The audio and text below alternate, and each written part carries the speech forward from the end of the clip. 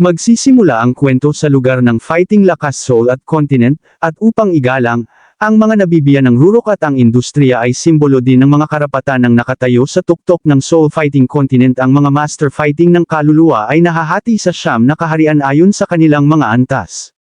At ang pag-promote ng bawat bituin ay nangangailangan ng mga taon ng akumulasyon ng kapangyarihan ng kaluluwa bago magkaroon ng kahit kaunting pagkakataon na magtagumpay. At gayunpaman, at kung ang pakikipaglaban sa kaluluwa, ng kapangyarihan ng kaluluwa sa katawan ay bubuo ng isang kulay kahel, at ito ay ganap na mailok, na walang posibilidad na magising ang buhay. At makikita ang isang nakaluhod na pinapagilitan ng kanyang ama na si Luo Xiaotian na pinuno ng pamilya Luo. At sa kasabay sabi ng kanyang ama na si Luo Xiaotian, talagang napahiya ang family Luo sa ginawa mo na iyon. At makikita ang ating bida na nakaluhod at ang pangalan ay Luo Chenyang, siya ang master ng Luo family.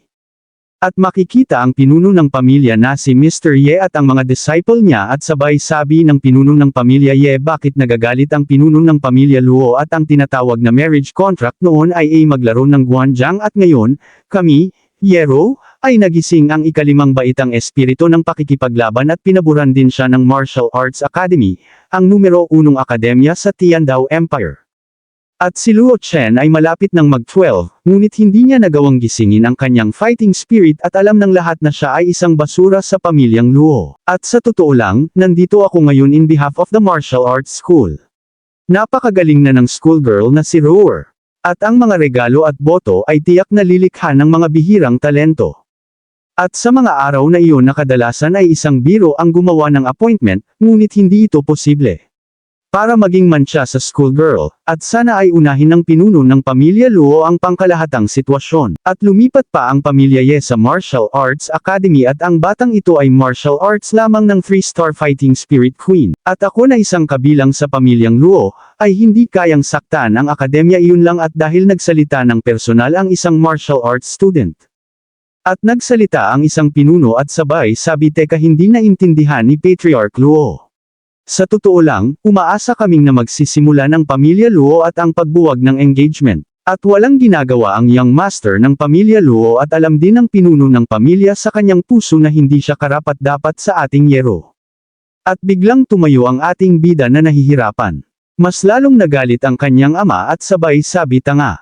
Sino ang nagpahintulot sa iyo na bumangon? At nagpakawala ng atake ang kanyang ama. At nataman si Luo Chenyang at napasabi na lang si Luo Chenyang ng ama. At sabay habol ng kanyang ama, huwag mo akong tawaging ama, ampun ka lang na hindi ko sinasadyang napulot ka. At akala ko isa kang masamang halimaw, pero mali ang paghusga ko, ikaw at isa basura sa pamilyang Luo. At napasabi si Luo Chenyang, ano ang sinabi mo ama? At pahabol pa na salita ng kanyang ama, ang aking pamilyang Luo ay hindi inutil at hindi tambakan ng basura na kagaya mo. At mula ngayon, wala ng Luo Chen sa aming pamilyang Luo. At napatayo na lang si Luo Chenyang at sabay sabi, para sa kapakanan ng pamilya at kompetisyon. At ang aking ama ay wala pakialam sa relasyon ng mga mag-ama, at tinuri niya akong isang inabandonang anak. At ang Fighting Soul Continent ay orihinal na isang mundo kung saan ang mahihina ay biktima sa isa't isa.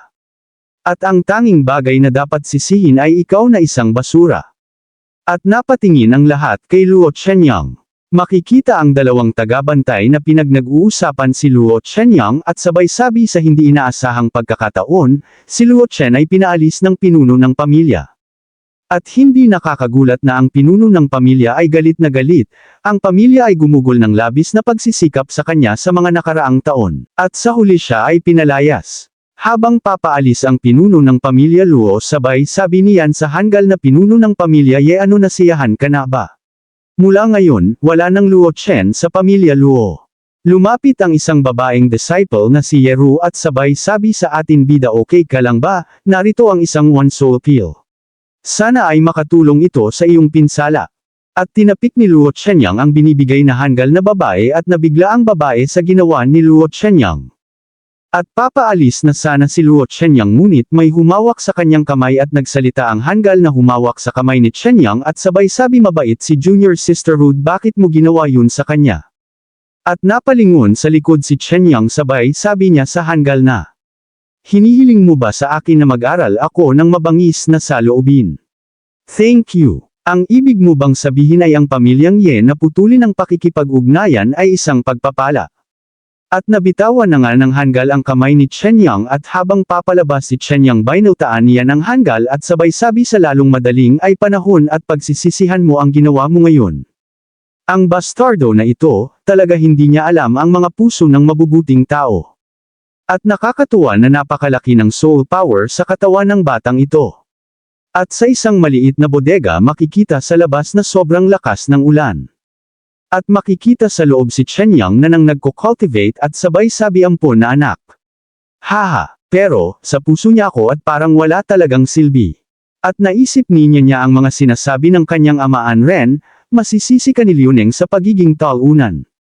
At nakalipas ang mga ilang minuto ay malapit na niya mabuo ang fighting spirit niya. Pinagtipon-tipon niya ang kanyang makapal na kapangyarihan ng kaluluwa ay tanda ng tagumpay. At mas lalo kumapal ang kanyang kapangyarihan na nilalabas ng kanyang katawan at kanya naalala ang mga sinabi ng kanyang ama na masasakit na salita na ampun ka lang.